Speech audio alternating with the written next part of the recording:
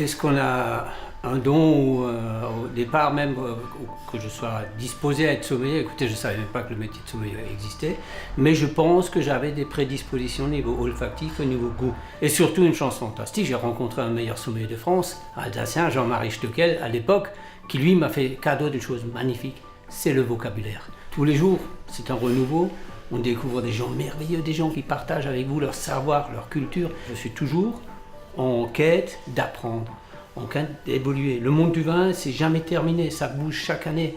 Et c'est merveilleux, parce que c'est la sommellerie te met en contact bien sûr des vins, mais ça se passe dans un restaurant. Ici, il faut avoir le mot juste pour trouver ce qu'attend le client, pour trouver son goût.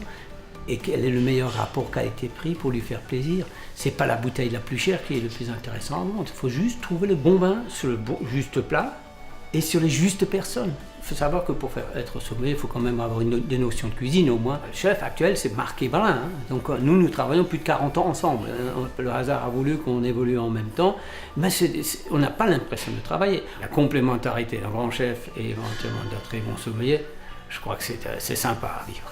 La cave, c'est un endroit merveilleux. On gère, bien sûr, la vie du vin et on fait nos cartes des vins. On projette une carte des vins, ça ne se fait pas d'un instant à l'autre. Il y a des vins qu'on va stocker, il y a des vins qu'on va acheter avant qu'ils ne soient mûrs, mais aussi des vins qu'on fait rentrer et qu'on vend tout de suite en fonction de l'objectif recherché. Mais ça, c'est tout un art.